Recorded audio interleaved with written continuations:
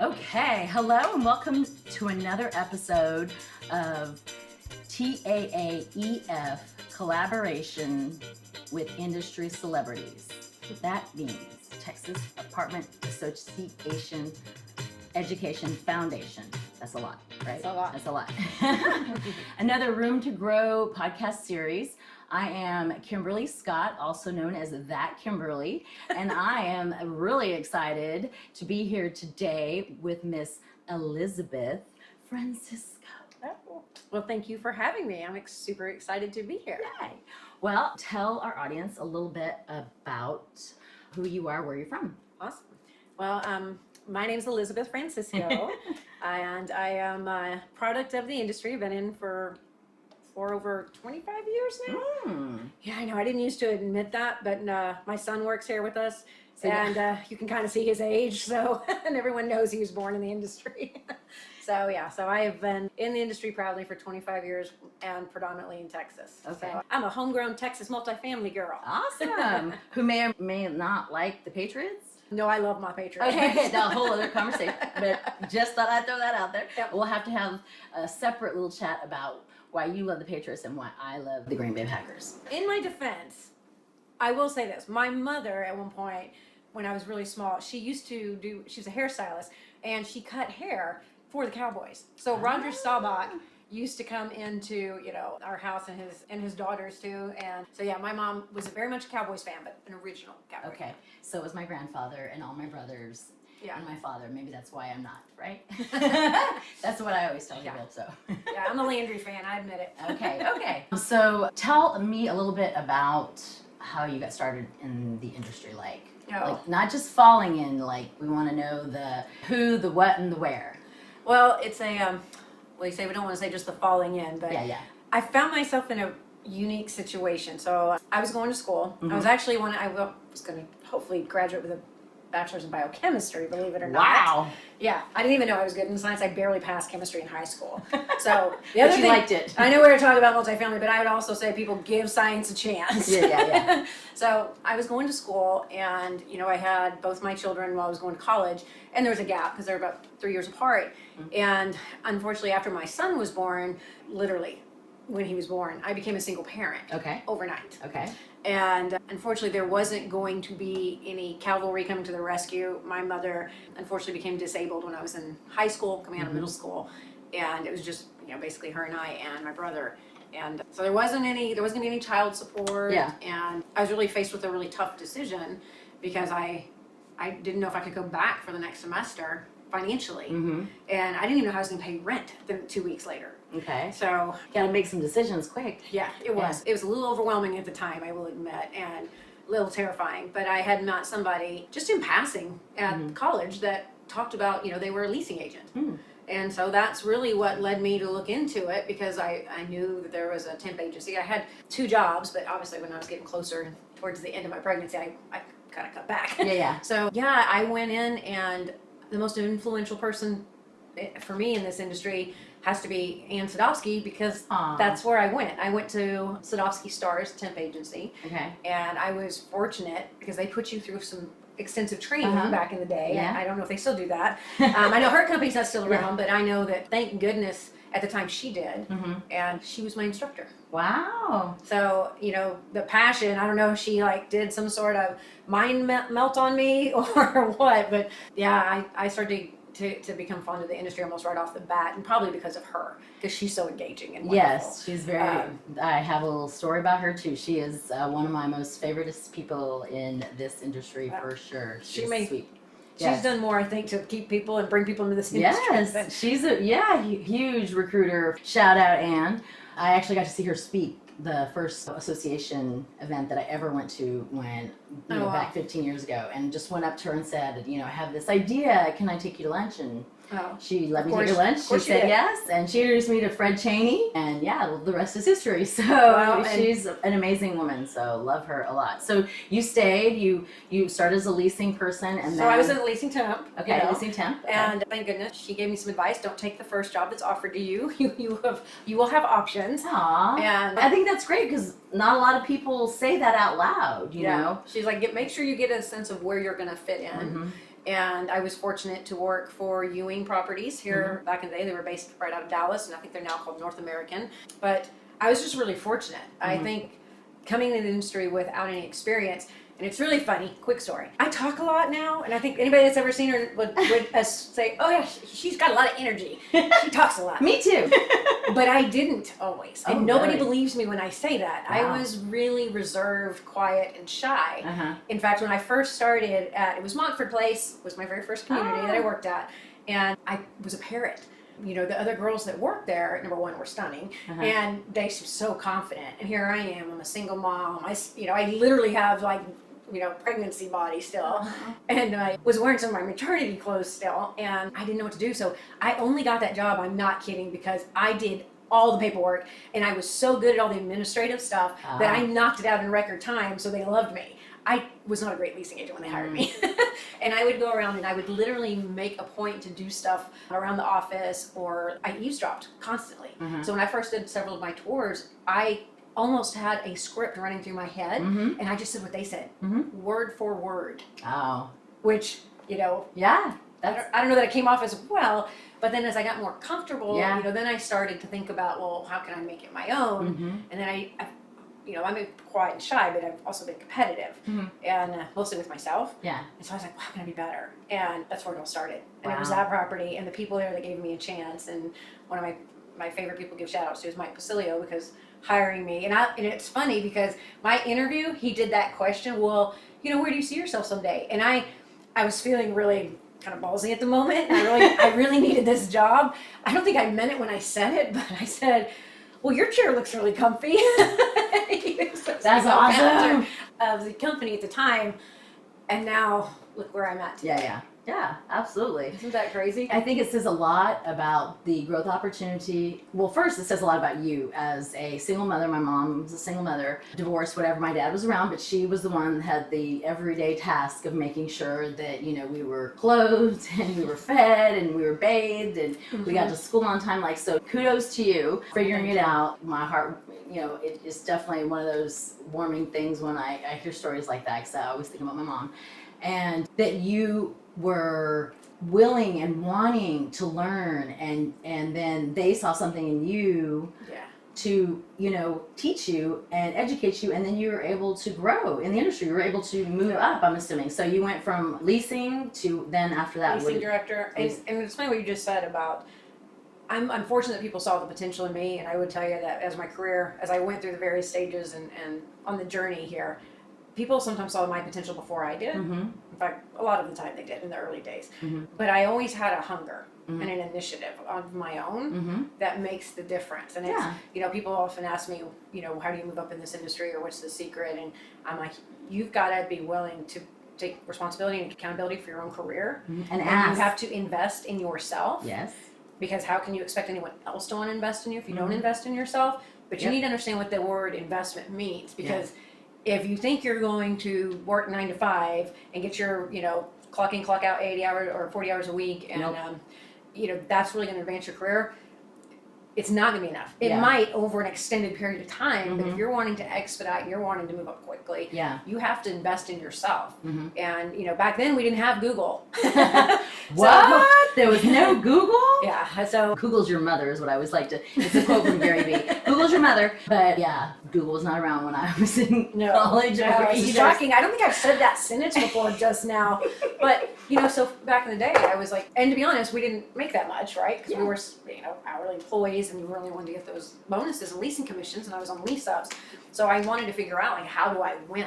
And I could pair it only so far, and I invested in myself. I would go out and, I kid you not, would go shopping for cars I couldn't possibly afford.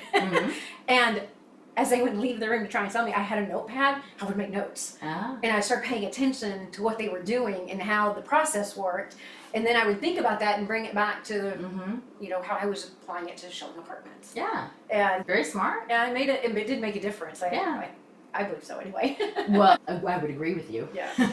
So how long before you became a manager to a regional, I believe? So I came up through the ranks. So here's the funny thing. Initially, I skipped the assistant manager's position. So I went from being in lease ups, and we were pretty successful. We knock on wood, and I hope other people are having that same experience right now, but we exceeded all of our financial goals for economic occupancy and physical occupancy.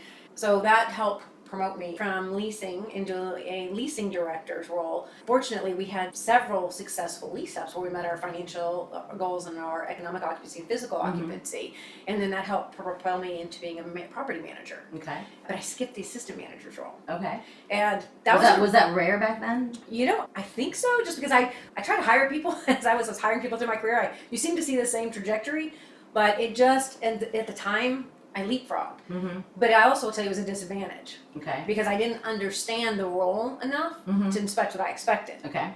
And that makes sense. Yeah, and there's a reason for that. That's why you have to, go in there and know what people are doing on a daily basis. I think there might be one or two assistant managers in my past who might have taken advantage of my lack of knowledge. I won't say names. What? No. No. So it was interesting too, because I went from being in lease ups to stabilized assets. Okay. And I would also say what really helped shape my thinking, and when I really advanced into being a regional field mentor and a regional, and then started the real climb, is going back into a situation. So our portfolio was sold to one of my favorite companies, which is no longer run, but Summit Properties was one of the top 5 REITs at the time. I met some amazing individuals. Christina Morales, Randy Bill Paulson. Yeah, they were just wonderful people. So I give them their shout outs, because that's really where I shaped my business acumen for property management, was under Summit, to be honest. Because I found myself in a position of going back to these assets that somebody leased up. And so you knew exactly. Somebody might have hit their goals, but didn't give much thought to what the teams behind me were going to be dealing with. And lo and behold, it ended up being me. And coming back into the assets now and understanding the goals of being a stabilized community. Also understanding that sometimes the marketing dollars are not the same on a stabilized community. No, they aren't. It was a total different style of management. The business needs were different. And unfortunately, I hadn't really given much thought to lease expiration management and exposure. And we had one particular community with over 400 units and a brand new property opening up next door.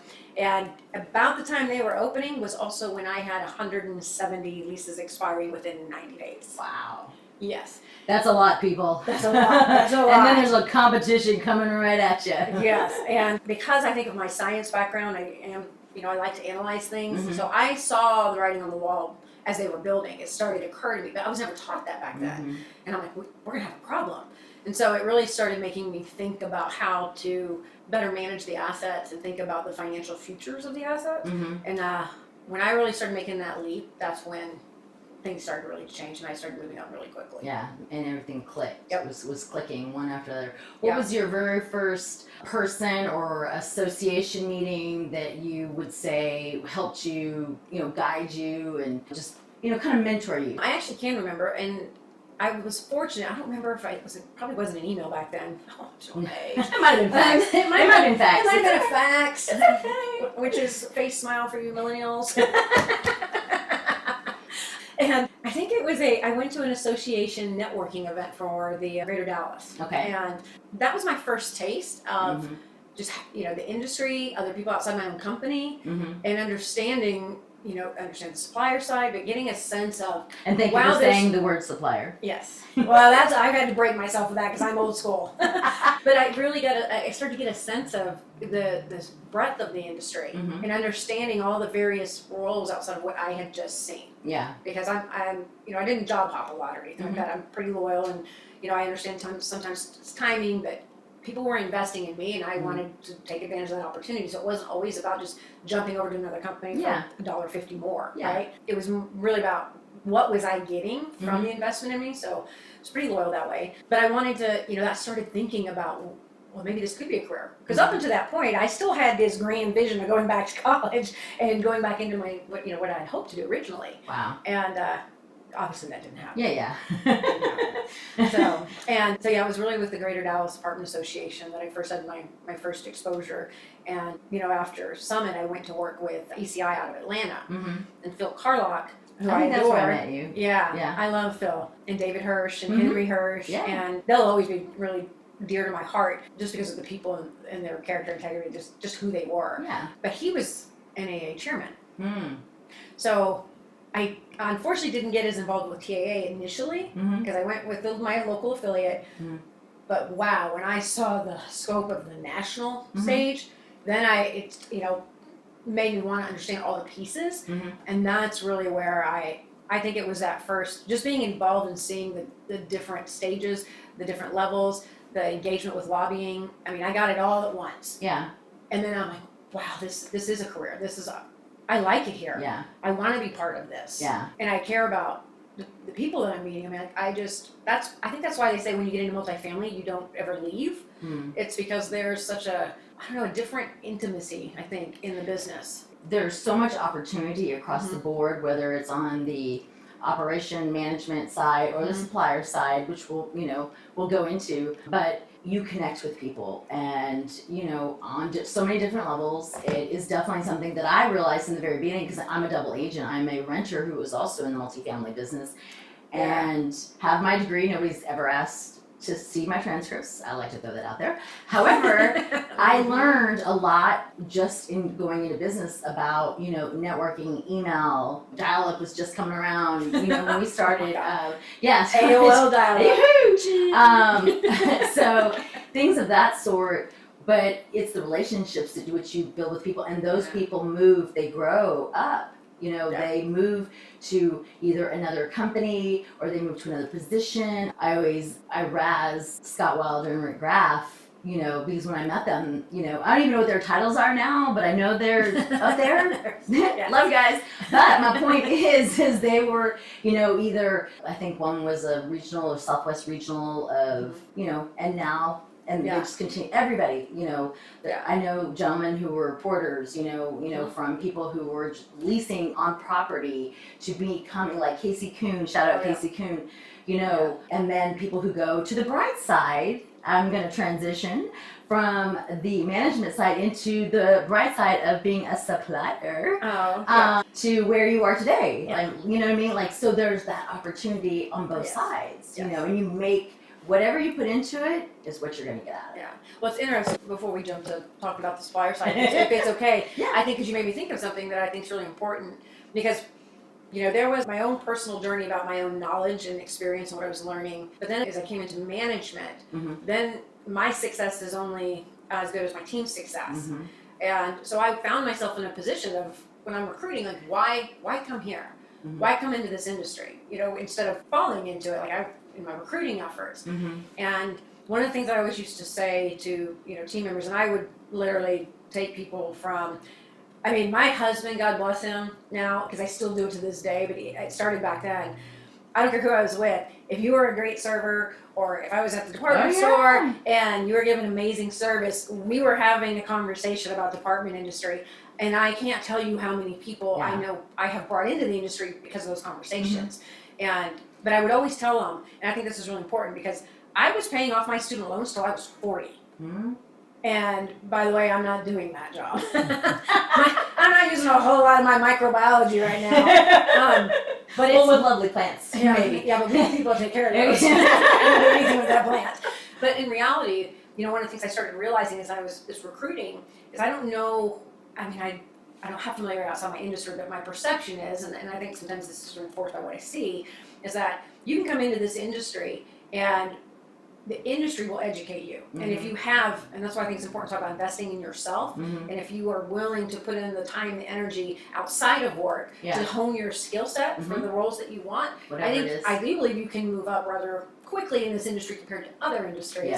But you don't have the student loan debt to go with it, but you're 4, 5, 6 years in, because for me it was about 4, but just tracking friends and other people I brought in the industry now and watching their career paths, people who had that right mindset can go from front lines to manager roles in 4 to 6 years, but they don't have student debt and they're running a multi-million-dollar business, and you don't do that otherwise. Even if you're going into, say, like retail and you want to work your way up, those are big chains typically. There's a lot of decisions being made off-site that you have no say-so in whatsoever, versus multifamily, where you're learning how to run every aspect of revenue and how are we driving revenue, how are we controlling it.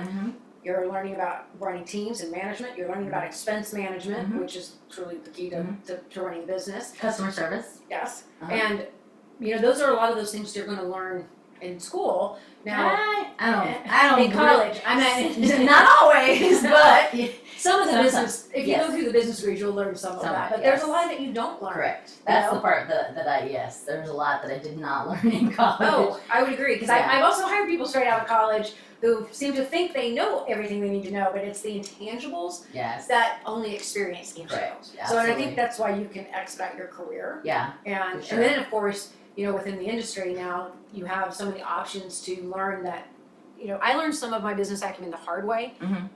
A lot of it because of going back from lease ups to stabilize, things that you would be learning when you get your CAM, for instance, right? I didn't get that exposure. Yeah. And then I would also say too that, now that I'm on the supplier side, I have a lot of opportunity to visit with other management companies across the country. And it also, you could end up, I've seen young professionals in our space, and they work for a management company that maybe is not as willing to invest or is not as empowering, right? So they're not learning about like budgets, for instance, but they're in a manager role, maybe in a different state. Yeah. I give shout outs to Texas. We set the bar pretty high. So I'm glad I'm a Texas girl because of what I learned here. Yeah. But it's not that way always all across the country. Yeah. Yeah. So I just think that's an important thing to mention. Yeah. Because I think we obviously need to bring more people into the industry, but it's a wonderful career. Yeah. I know that was one of the, TAAEF's, goals is for people that are coming out of high school and don't know what they want to do, might not want to go to college because school's not for them to consider this industry first on both sides of the realm, or even those who are in college who don't know I didn't know what I wanted. I just went to college because my mom wanted me to get a degree. I wanted to be a fly girl backup dancer, J-Lo, and she thought there was no money in it. Although we saw her on the Super Bowl and my mom said, "There's still time, baby." And I was like, "Okay, Mom, thanks, love ya for that support." Shut up, Mom. However, I had no clue. And nobody's asked to see my transcripts, but it's not the first thing you have to do anymore, and then there are people who get a degree in something and they're miserable and they don't like their job.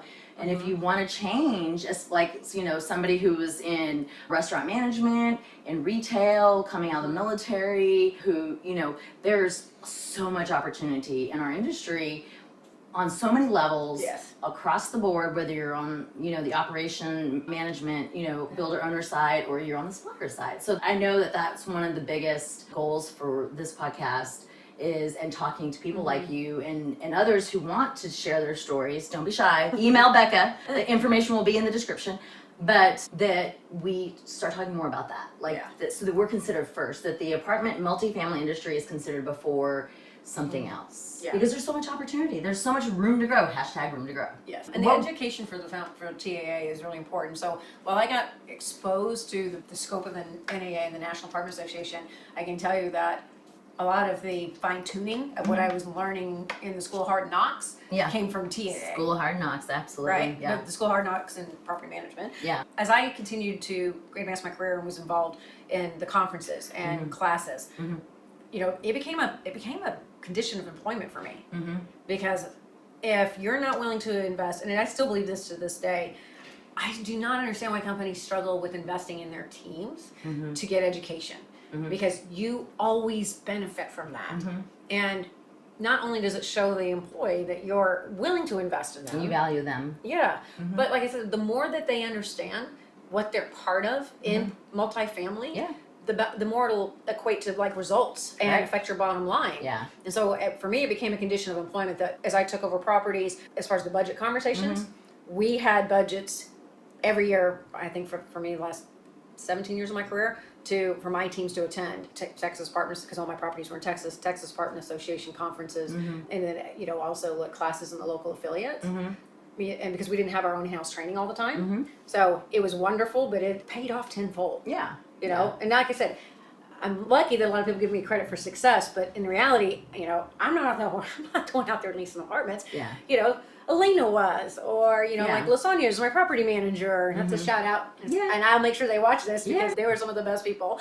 But they really did phenomenal jobs. But giving them that education and letting them advance their careers helped the company grow, gave us better financials, gave us cash flow, but it was built on the backs of the people on the front lines, not teams. Absolutely. The on-site teams. Me being the double agent, I see so many things from, the maintenance guys that I interact with that, like I appreciate and value when they're there when something goes wrong, to caring about that it's, the head of maintenance calling to make sure it was done right, to the proper, leasing staff to making sure that things were done, like all of that. It does make me as the double agent, the renter, feel like, okay, this is my home and I'm glad I chose this place. And at the same time, I see the struggles from outside or from being in the industry and have so many friends that, have worked on site, moved up, and the things that they deal with, that it's kind of like, what, people don't pay their rent? I'm so confused. Like, I just don't get that part,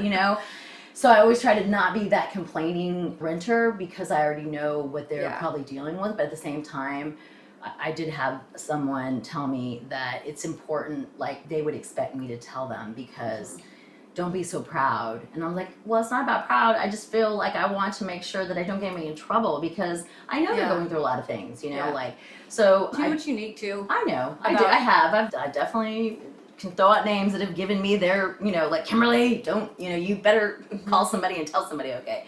But. So that's what's unique though about our industry is when you come out of retail, right? Whatever you're selling, if it's shoes or, you work at like Nordstrom's shoe department. I used to get people from there. Everybody, a lot of people do, and bartenders. Nordstrom, But, it's always a product or service you're positioning, right? In some form or fashion. Yeah. But there isn't any other product or service that is as personal as a renter because it's a home. Yeah. And so the light side of that, and I've said this before, and but I think it's true. Like when you're thinking about how you approach running your asset as you're the property manager, or when you're leasing an apartment to someone, and you got to remember, like, that's their place, their peace of mind. Like when we all get home at the end of the day and we kick off our shoes, and everybody has like that chair that kick back, kick your shoes off, and that sigh, and you're at peace for that moment, right? You're home. You come home. Yeah. We sell that. Yeah. That's special. Yeah. And so that's the serious side. The funny side is they get naked in there, people. Doesn't get more personal than that. I miss being able to say that in leasing seminars for my new hires because it always makes people laugh when they get caught off guard. But it's true. Yeah, absolutely. Like, think about that. Yeah. So. Yes. So before we wrap up, just tell people where you are now and what advice would you give to somebody who's considering changing careers and why they should consider us. Well, I think, there's so much opportunity, right? For me, my story is really, really unique in that coming up through the ranks in property management and working my way up to a VP of operations, I was fortunate that happened, I would say, within my time of 10 years, right? That's pretty good career growth. Yeah. And I think because of the nature of multifamily and the growth and expansion that's happening in multifamily, there's a lot of opportunity out there for people. Yeah. Look at all those cranes, people. Yeah, look at all those cranes. But then the flip side of that too is the other side of the industry, which is the supplier side, right? And understanding, to this day, obviously, my product at ResMan, we serve property management. It's a property management platform for managing their business. I don't think we would have the success we've had, and we wouldn't be growing as quickly as we are if I hadn't come from the front lines. If I hadn't understand all the different dynamics of the task at hand, the different roles, the challenges. But that's also the exciting part, because like I said, regardless of your skill set, there's a place for you in multifamily. So I can tell you, I'm a software company, right? We're hiring people in. We bring people in from multifamily, from the property level, and they've done a good job there. I have some amazing people here in our support team, our tier 2 and tier 3, that they were frontline associates, assistant managers and managers, but now they're in a completely different role in a technology company, and they enjoyed that job and they did well, but at the end of the day, this was kind of more to their natural fit of what they do. So they were able to take that initial learnings and knowledge in this industry and push it into something different. Sales professionals, right? Obviously, if you're a supplier, you hire salespeople. But having that avenue for them to go up and really, elevate their earnings potential for one thing is different in the supplier side with the sales. But management skills, I don't know that I've gotten a single coder from property management, so I will say that. But, a different time. But product managers most certainly, and other different roles in the company. So And then let's talk legislative. I remember I had a young individual that actually I think started ECHO at Dallas Apartment Association of Greater Dallas, Andrew Mills. That first year he was the one leading it, right? But his passion was in lobbying and government, right? Yeah. And, so allowing him to, participate in the legislative days, because I knew that was important to him, like really opened up his mind and where he wanted to go. Yeah. So literally, and then we can't forget to shout out to any of our maintenance teams and maintenance suppliers, or maintenance leads, because they're unsung heroes of the industry. Absolutely. There's a lot of potential in the industry, a lot of focus, and and even as technology comes into play, we may see roles change on the front lines, but I don't know that we'll see it with service. Yeah. The service technicians that really are the keys to holding that asset together and really retaining value for the asset are going to be in demand for a very, very long time. Yes. Right? Yeah. And so ones that know how to fix the things correctly the first time. Yes. That don't allow, things to break that would flood an apartment or things of that sort, and they are unsung heroes. I'm always like, can I get you some water? There's so many levels to an apartment, as well as levels to multifamily, that you just don't, when I tell people I'm in, I have to say, they don't understand. They don't get it. They go, what? So that's interesting you said that, because I will tell you that one of the things so I'm the president and founder of ResMan, and when we were out raising money, we're out in a different space with private equity firms, and I can't tell you how many pitches we did back in 2013, 14, and 15 over time. But it was interesting to me. We probably could have taken investment sooner than we did. One thing, we wanted to retain as much control as possible, because I'm really passionate about this space and I don't want to lose that. Yeah. And taking outside money was something I was worried about. Yeah. But it was interesting to me how many people we met with that didn't have an appreciation for this space, as far as the people in it. And so I'm not gonna lie, we needed the money, guys, because it's hard to start a software company. Especially when you're bootstrapping it. Yeah, for a long time. Oh yeah, a lot of sweat equity right here. Yeah, but absolutely. But I also, and I was lucky that the other people that were with us at the time, my other partners, we could not see ourselves partnering with somebody that didn't have the appreciation for the people in this industry and what it really means to run these assets. Yeah. There's a reason so much outside investment's coming into multifamily and the technology in multifamily. It's definitely got the attention. Yeah. It's a lot of opportunity. Yeah. It's a lot of financial opportunity, but at the end of the day, it is about the people. Yeah. And I love that about this space. And I hope we find ways to hold on to that as we evolve as an industry. Yeah. I think that's going to be one of our challenges. Yeah, absolutely. But it starts with how you come into the industry and what those opportunities are and how people engage with you.